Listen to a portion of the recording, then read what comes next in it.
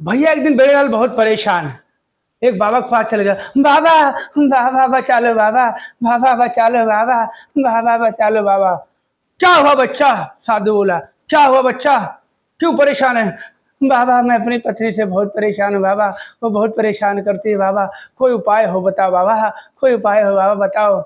बच्चा शांत हो जा बच्चा, अगर कोई उपाय होता तो मैं साधु क्यों बनता बेटा, तू भी साधु बन जा।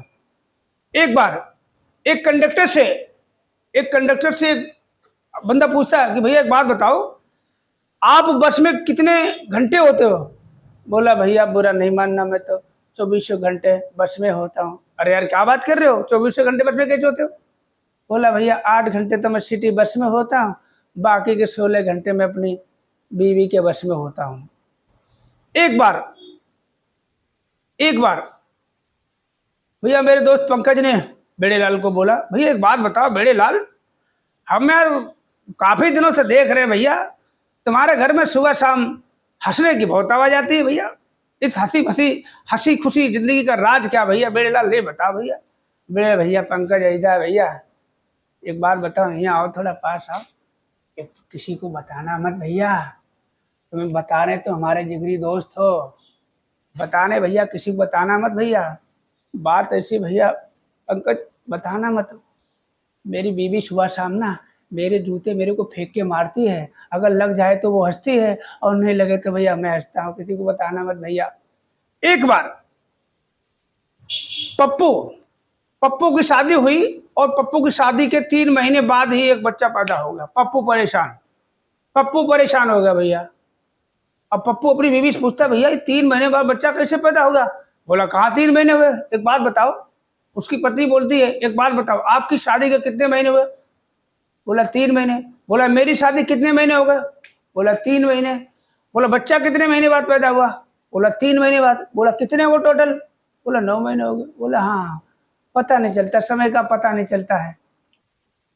भैया विदेश में और हिंदुस्तान में जमीन आसमान का फर्क है। विदेश में और हिंदुस्तान में आपने देखा होगा या सुना होगा कि विदेशी लोग अपना कोई मेडिकल चेकअप कराते, जांच पड़ताल कराते, अगर उनकी रिपोर्ट एकदम नॉर्मल आती तो बोलते thank God I am fine, thank God I am fine.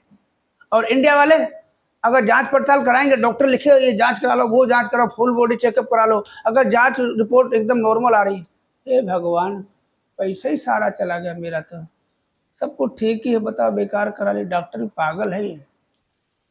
एक शब्द इंग्लिश का शब्द ऐसा है कि सामने वाले को हम गाली दे रहे होते हैं और वो हंस रहा होता है। देखो कैसे, डॉक्टर साहब मैं सोच रहा हूं कि जांच पड़ताल करा लो डॉक्टर साहब। अब डॉक्टर साहब, अब डॉक्टर को क्या बोला, डॉग बोल रहा है मेरे को, कुत्ता साहब, अगर हिंदी बता दो तो वो मारेगा। एक पत्नी अपने मायके से पति के पास फोन करती है, हेलो कैसे हो जानू? मैं ठीक हूँ, और आप सुनाओ आप कैसी हो? मैं भी ठीक हूँ। पति बोलती आपको मेरी याद आती है तो आप क्या करते हो?